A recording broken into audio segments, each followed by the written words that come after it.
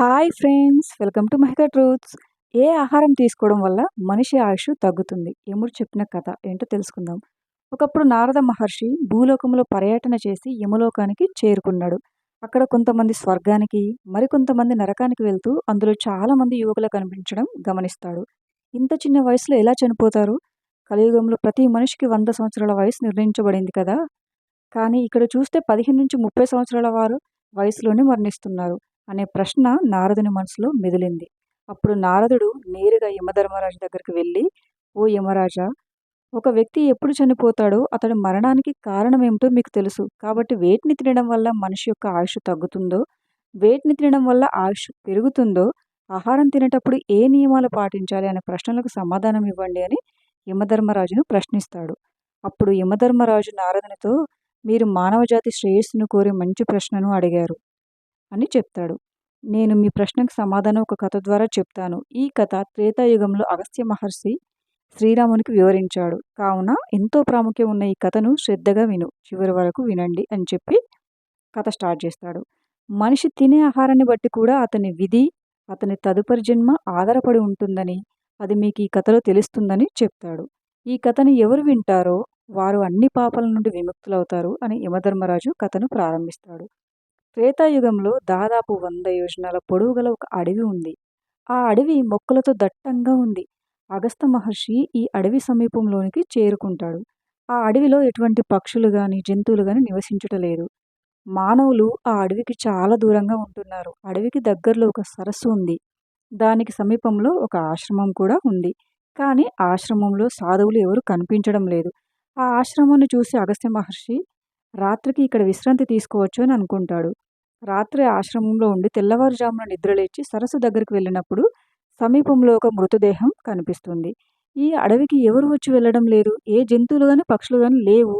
కానీ ఈ మృతదేహం ఎక్కడికి ఎలా వచ్చింది?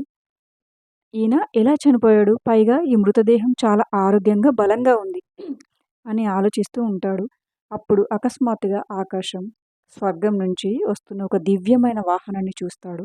వాహనం ఆ సరస్సు సమీపానికి వచ్చి ఆగుతుంది. దివ్య వాహనం నుండి ఒక దివ్యమైన పురుషుడు దిగుతాడు. ఆ పురుషుడు ఆ వాహనం నుండి దిగి సరస్సులోనికి స్నానం చేయడానికి వెళ్తాడు. సరస్సులో స్నానం చేసి బయటకు వచ్చి చనిపోయిన వ్యక్తి యొక్క మాంసాన్ని తినడం ప్రారంభిస్తాడు. ఆ పురుషుడు బలమైన తాజా శవం యొక్క మాంసాన్ని తిన్న తర్వాత ఆ వ్యక్తి వాహనం ఎక్కి స్వర్గానికి బయలుదేరిపోతున్నాడు. అప్పుడు అగస్త్య మహర్షి ఆ వ్యక్తిని పిలిచి, నువ్వు చూడడానికి దేవుళ్లా కనిపిస్తున్నావు, కానీ నువ్వు అలాంటి ఆహారం తింటున్నావు. మనిషి అలాంటి ఆహారం తినగలడా అని ప్రశ్నించాడు. అప్పుడు ఆ పురుషుడు అగస్త్యమునికి నమస్కరిస్తూ, నా ఆహారం ఇంతకుముందు ఇలా ఉండేది కాదు. కానీ ఆహారం తినేటప్పుడు నేను చేసిన కొన్ని తప్పుల వల్ల నేను అసహ్యకరమైన ఆహారాన్ని తినవలసి వస్తుంది. మా నాన్నగారు వాసుదేవుడు విదర్భ దేశానికి చెందిన పేరు ప్రఖ్యాతలు పొందిన రాజు. ఆయనకి 2 కుమారులు, నేను నా సోదరుడు. ఆయన మరణానంతరం రాజ్యాన్ని నాకు అప్పగించారు. నేను ఆధ్యాత్మిక శక్తిని తెలుసుకొని నా రాజ్య బాధ్యతలను నా తమ్ముడికి అప్పగించి తపస్సు చేయడానికి బయలుదేరాను. నేను నీటిలోనే ఉండి కొన్ని వేల సంవత్సరాలు తపస్సు చేశాను. అప్పుడు బ్రహ్మ ప్రత్యక్షమై నన్ను స్వర్గానికి తీసుకెళ్లాడు. స్వర్గలోకంలో ఎవరికి ఆకలి గాని, దాహం గాని వేయదు. కానీ నాకు ఆకలి, బాధ బాగా వేధించింది. అప్పుడు నేను బ్రహ్మ దగ్గరికి వెళ్ళి ఆకలి తీరడానికి ఏమి తినాలో వివరించవలసిందిగా బ్రహ్మదేవుడిని కోరాను. అప్పుడు ఆ బ్రహ్మదేవుడు, భూమిపై దాన ధర్మాలు చేయడం ద్వారానే మనిషి ఈ ప్రపంచంలో ఆకలి మరియు దాహం నుండి విముక్తి పొందగలడు. కానీ ఓ రాజా, నువ్వు నీ జీవితకాలంలో ఏది దానం చేయలేదు.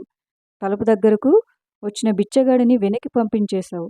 అతనికి ఎప్పుడు భిక్ష పెట్టలేదు. ఏ బిచ్చగాడికి నువ్వు భిక్ష వేయలేదు. నువ్వు రాజువి. నీ రాజ్యభవనంలోని ప్రజలందరినీ సంతోషంగా ఉంచావు. కానీ మీరు మీ రాజ్యభవనంలో నివసిస్తున్నప్పటికీ మీరు తలుపు వద్దకు వచ్చిన అతిథులకు ఆహారం ఇవ్వలేదు.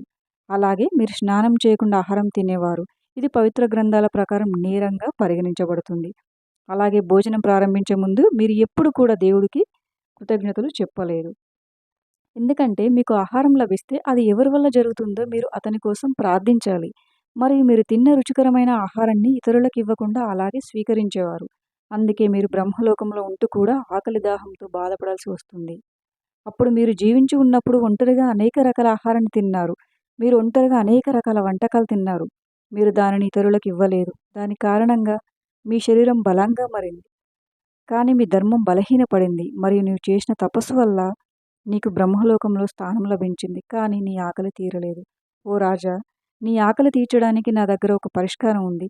నీ మృతదేహం ఆ సరస్సు దగ్గర పడి ఉంది. దాని మాంసాన్ని తిని నీ ఆకలి తీర్చుకోవాలని బ్రహ్మ చెబుతాడు. ప్రభూ! ఇది విన్న తర్వాత కూడా నాకు ఇప్పటికీ ఆకలి మరియు దాహం అనిపిస్తుంది. అప్పుడు బ్రహ్మదేవుడు ఇలా అంటాడు. ఓ రాజా! నేను నీ శరీరాన్ని తరగని నిధిగా చేశాను. ఇప్పుడు మీరు ఎంత తిన్నా అది తరగదు, దుర్వాసన రాదు. మీరు తిన్న మీ సొంత శరీర భాగాలు మరుసటి రోజు మళ్ళీ తాజాగా ఉంటాయి. ఈ విధంగా మీరు వాటిని మళ్ళీ తినవచ్చు. మీరు సొంత శరీరం యొక్క మాంసాన్ని తినడం 100 సంవత్సరాలు గడిచినప్పుడు అగస్త్య మహర్షి మీ వద్దకు వస్తాడు. అతని ద్వారా మాత్రమే మీరు ఈ పాపం నుండి విముక్తులవుతారు అని బ్రహ్మ నాకు వివరిస్తాడు. ఆ పురుషుడు అగస్త్య మహర్షితో, నా శరీరం ఎన్నటికీ నాశనం చేయబడదు. మరి నా శరీరాన్ని చూసుకోవడానికి నేను ప్రతిరోజు వస్తాను. నేను పచ్చి మాంసం తింటాను. ఇదే నా ఆహారం. అగస్త్య మహర్షి ఇక్కడికి ఎప్పుడు వస్తాడో నాకు తెలియదు. ఆయన వచ్చినప్పుడే నేను ఈ బాధ నుండి ఉపశమనం పొందుతాను. ఇప్పటి వరకు దాదాపు 100 సంవత్సరాలుగా ఆలోచిస్తూనే ఉన్నాను. ఈ మాట విని అగస్త్య మహర్షి ఇలా అన్నాడు. నేను అగస్త్య మునిని. చెప్పు రాజా, నేను నీకు ఎలా సహాయం చేయగలను? అప్పుడు రాజు చాలా సంతోషించి నేలపై పడుకుని అగస్త్య ముని పాదాలను పూజించడం ప్రారంభించాడు. మునివర్య, దయచేసి ఈ అసహ్యకరమైన ఆహారం నుండి నన్ను విడిపించండి. అప్పుడు ఆ రాజు యొక్క మృతదేహాన్ని అగస్త్య మహర్షి తాకగానే అక్కడి నుండి అదృశ్యమైంది. మరియు అతను ఆ పాపం నుండి విముక్తుడయ్యాడు. స్వర్గలోకానికి చేరుకున్నాడు. ఈ పద్ధతిలో సరైన ఆహార నియమాలు పాటించకపోవడం వల్ల విదర్భ దేశానికి చెందిన మహారాజు బ్రహ్మలోకంలో నివసించినా కూడా సంతృప్తి పొందలేరు. భూమిపైకి వచ్చిన తర్వాత అతను తన మాంసాన్ని తినవలసి వచ్చింది. ఈ విధంగా కథ పూర్తయిన తర్వాత యమధర్మరాజు నారదునితో కొన్ని ఆహార నియమాలు చెప్తాడు. భోజనాన్ని ప్రారంభించే ముందు ఆహారాన్ని అందించినందుకు దేవునికి కృతజ్ఞతలు చెప్పాలి. తినడం ప్రారంభించే ముందు చేయవలసిన రెండవ విషయం ఏమిటంటే, నేలపై కొద్దిగా ఆహారాన్ని ఉంచడం ద్వారా పశుపక్షులకు ఆహారాన్ని అందించిన వారు అవుతారు. భోజనం చేసేటప్పుడు అతిథి వస్తే అతన్ని గౌరవించి సంతృప్తి చెందేలా భోజనం పెట్టాలి. ఇంట్లో గర్భవతి కానీ వృద్ధులు కానీ ఉంటే వారికి ఆహారం అందించిన తర్వాతే తినాలి. వారికి ఆహారం ఇవ్వకుండా స్వయంగా తినే వ్యక్తి పాపం చేస్తాడు. స్నానం చేయకుండా ఆహారం తిన్నవాడు నరకానికి వెళ్తాడు. అతని ఆహారం మలమూత్రాలు తిన్నట్లే అవుతుంది. అవమానించిన వ్యక్తి ఆహారం ఎన్నడూ స్వీకరించకూడదు. ఏకాదశి రోజున తామసిక ఆహారం స్వీకరించకూడదు. అలా తింటే లక్ష్మీదేవి ఇల్లు వదిలి వెళ్ళిపోతుంది. ఆహారం తినేటప్పుడు తూర్పు ముఖంగా కూర్చొని స్వీకరించాలి. ఎందుకంటే అది సూర్యుడు ఉదయించే దిశ. సూర్యుని యొక్క శక్తి ఆరోగ్యాన్ని మరియు దీర్ఘాయుష్ను అందిస్తుంది. ఆహారాన్ని వృధా చేయడం అశుభం. కాబట్టి ఎవరైనా మీతో పాటు భోజనం చేస్తుంటే భోజనం పూర్తయ్యే వరకు మీరు లేచి వెళ్ళకూడదు. తిన్న ప్లేట్లో చేతులు కడుక్కోవడం అనుచితంగా పరిగణించబడుతుంది. అలాగే మంచం మీద కూర్చొని ఆహారం తిన్న వ్యక్తి వ్యాధులతో బాధపడతారు. తీపి, ఉప్పు, పులుపు, కారం అతిగా తినడం మనిషి ఆయుష్ను తగ్గిస్తుంది. పవిత్రమైన ఆసనంపై కూర్చొని పాదాలను నేలపై ఉంచి తూర్పుముఖంగా ఆహారం తీసుకోవాలి. ఆహారంలో వెంట్రుకలుంటే దానిని భగవంతుడికి ప్రసాదంగా సమర్పించకూడదు. లేదా అలాంటి ఆహారం తినడం వల్ల చిన్నతనంలోనే మరణిస్తారు. కోపంతో కూడిన మరియు ఏడుస్తూ ఆహారాన్ని తినడం అశుభం. అలాగే చెప్పులు ధరించి ఆహారం తినడం కూడా అవమానకరం. విరిగిన పాత్రలో ఆహారం తినడం పేదరికానికి దారితీస్తుంది. చీకట్లో లేదా ఆకాశం కింద కూర్చొని భోజనం చేయకూడదు. అలాగే ప్రకృతిలో మీరు భోజనం చేస్తుంటే తలపై చెట్టు తప్పనిసరిగా ఉండేలా చూసుకోవాలి. అంటే చెట్టు కింద కూర్చొని తినాలి. ఈ నియమాలను పాటించకుండా ఆహారం తీసుకోవడం అశుభం. ఇది జీవితంలో దురదృష్టాన్ని తెస్తుంది.